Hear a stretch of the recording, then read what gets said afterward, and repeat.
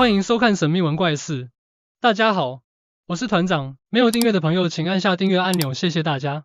加入我们优秀神秘文怪事团，拜托大家用力按下订阅，达到1000订阅。大家可以留言告诉我，美军在上个世纪已经开发出，只要透过人类意识，就可以穿越时空到未来或回到过去，最远甚至被传送到公元2749年。更不可思议的是，这个摩托克计划竟然还能突破空间的限制，将人类意识传送到火星，而且传出连美国前总统奥巴马都是受试者之一。要启动这个机密的穿越时空，还有一个非常重要的器材，那就是蒙托特椅巨船，这还是外星人协助打造的。坐上椅子之后呢，再透过年轻男子的强大脑波，就能开始进行时空穿越。而这一切不只是传说，因为蒙托克进化的实验地点被发现，就在纽约长岛一个废弃的空军基地，里头除了有许多实验器材，在基地的上方还有一个老式雷达塔。当地居民发现了雷达发射塔，疑似还会变换角度，所以有人猜测，这个实验依旧在秘密进行。空穿越，窥探过去，或许未来。We've developed a technology that allows a traveler to project his or her conscious mind into a host body by knowing the precise time, elevation, latitude, and longitude of their death. How? A traveler's consciousness arrives moments before that historical time of death, overriding the original host mind. 来回在不同时代，肉身仅剩技术功能，意识才是一切主宰。必要时甚至还能篡改历史。科幻片中的虚构情节，据传曾经悄悄发生在70年代的美国。一场名为蒙托克的绝密实验，实验目的是为了打造进阶版的时空穿越，不受肉身限制，仅靠意识就能突破时间边界，从此实现永生。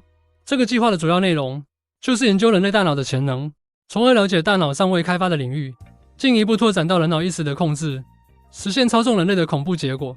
研究人员发现，人类大脑具有无限的潜力，如果这种潜力得到适当的利用，人们可以实现传送和时间旅行等能力。这样的科幻技术有可能实现吗？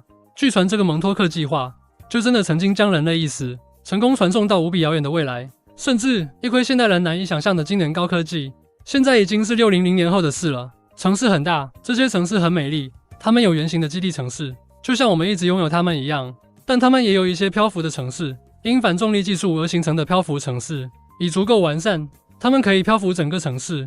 这位埃尔比莱克 Now 600 years later, the cities were enormous, the cities were beautiful. They had ground-based cities much as we have always had them, but they also had something else, floating cities. Floating cities due to anti-gravity techniques being perfected sufficiently that they could float an entire city. 自称就是蒙托克计划的参与者，根据他的说法，这个绝密实验已经实现了时空旅行和意识控制，因为光是他本人的意识就在不同的时空中被传送了4次，最远甚至到达公元2749年。Move the city any place they wanted, remaining floating in the air, 4,000 or 5,000 feet above the ground perhaps, or a little less, depending on what they wanted. But the size of the city was vertical rather than horizontal, 2,200 stories high.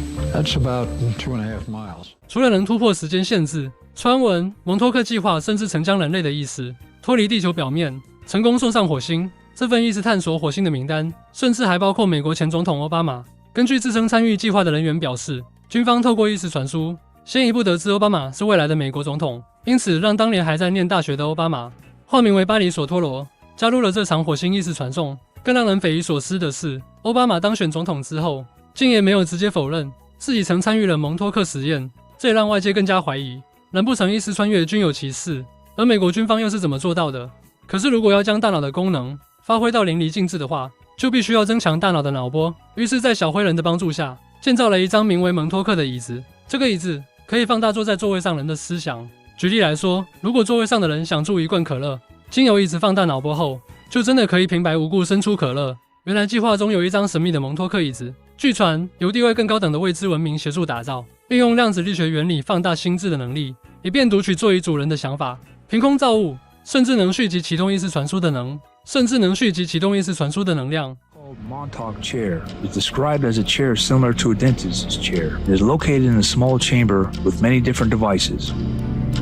The chair reads a person's aura and with the help of orgone could give the subject superhuman-like powers such as telekinesis and the ability to open portals to other dimensions or even time travel. 问题是，有了人类，脑波还不够，强度得够大，才能提供实验人员足以传输意识的能量。因此，为了完成这场不择手段的疯狂实验，被送上这张椅子的人数，据传高达30万人。Victims, if not all of them, claimed that as children, they were mentally and physically abused in the underground laboratories where they were kept in cages. There is also information about homeless people who were used as test subjects. 这些人都是美国政府从各地网罗的年轻男子，他们被称为蒙托克男孩。但为何青色只选择年轻男性？这是因为美军发现，女性的大脑通常是吸收能量，只有男性才能放射出足够强大的脑波，而把脑波放大到极致。美军认为，发自内心的恐惧就是能量来源，他们的思想必须首先以某种形式进行分析，这包括了日复一日的饥饿和酷刑。男孩们还会受到电击，或者是被淹没在冷水中，直到他们的大脑准备好接受新的程序植入。这样疯狂又残忍的意识穿越实验，让为数众多的蒙托克男孩因为承受不了巨大脑波的爆发力冲击，最终竟然丧失生命，存活率不到1%。施普尔特就是那极为少数实验的幸存者之一。Obtained memory, which I'm not supposed to have. They wiped the memories for the boys that they took in and then would release back into the public on a regular basis. And no one was supposed to remember, but I had conscious memory of it. 根据斯图尔特描述，他10多岁时在无预警的状况下遭美军强行掳走，年纪还小的斯图尔特甚至不知道发生了什么事，就被绑进了隐蔽基地中，成为蒙托克男孩之一。斯图尔特说自己当时曾被绑在实验桌上，全身连接着各种设备，脑海中会出现输入的大量信息，就像看电影快速闪过的感觉。这对身体造成了严重危害，比如经常出现记忆混乱或者视力模糊等等。这是一连串实验，造成大量蒙托克男孩死亡。无所不用其极的美军竟然还寻求了未知力量，找来灵媒作战实验，为的就是让这一能人士产生科学无法解释的灵动、推波助澜，借此放大意识传输的能量和提高受试者的存活率。所以美国国家安全局便找上了当时小有名气的灵媒邓肯·卡梅伦。由于灵媒具有心电感应等的特异功能，他们的特殊能力可以稳定时空隧道，进而提升受试者的存活率。这个极为黑暗的蒙托克计划，据传美军最终极目的是为了回到过去，扭转二战后情势，甚至改写历史。因此实验内容遭设定为比机密等级更高的绝密。实际上到底有多少人参与了这场异世传送的活体实验，最终传送到哪个时间和空间，在美国政府刻意隐匿之下，外界不得而知。但开始有越来越多制成实验的受试者出面爆料，甚至连实验地点也被揭露出来。传闻就在纽约长岛蒙托克空军基地的地下秘密实验室，在远处就可以看见一个巨大的旧式雷达盘坐落在废弃高楼顶上，一眼望去相当让人有压迫感。记录显示，这是一个名为英雄营的空军基地，在1969年正式退役撤离。据传美军秘密重新启用，就在里头进行了长达12年的疯狂实验。What is it? 一群人小心翼翼地试图在废弃的空军基地找到任何有关于蒙托克计划的蛛丝马迹，结果发现现场除了大量让人不安的废弃科技仪器，环境周围竟然还有相当多先不存在于基地设计图上的地下道、孔盖。这些地下密道通往哪里？目的又是什么？当然你可以说这些只是用来排水的，但如何解释人们拍摄到的这些地下入口呢？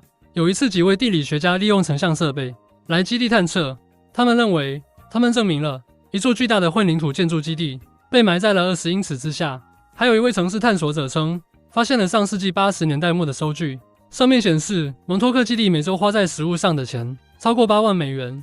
对于一个早就应该已经关闭的基地来说，这可是超大一堆食物，是谁或者什么需要吃这么多呢？更离奇的是，直到2011年，当地居民发现雷达发射塔会时不时的变换角度，难道基地仍然以某种形式隐秘的运转吗？每当发射塔运行，很多当地人就感到头痛或者会做噩梦，电视和无线电信号也形成中断。也曾有动物发狂，从树林里跑到镇上，厮杀似的扑向主街上商店的玻璃窗。但最让当地居民感到恐慌的是，家里附近的沙滩竟然接二连三出现未知生物的遗体，模样极为怪异，甚至地球上没有任何生物的遗体与之相似。2008年，这只奇怪的动物冲上了蒙托克海滩，它被称为蒙托克怪物。这究竟是什么？要知道，穿过长岛海峡就是普拉姆岛动物疾病中心的所在地。据说这个机构隶属于美国古董安全部，有传言说这个岛被用来做动物实验。这些动物真的是来自普拉姆岛吗？当地盛传恐怕是一次传输实验失败，空间意外撕裂而让异次元怪物入侵。更科学一点，可能是受到蒙托克发射塔影响导致的动物突变。这些不间断的爆料似乎都有意无意的暗指，这场始于2战之后疯狂又残忍的蒙托克实验其实从未正式画下句点，或许还在等待那些穿越时空的实验者一一回归。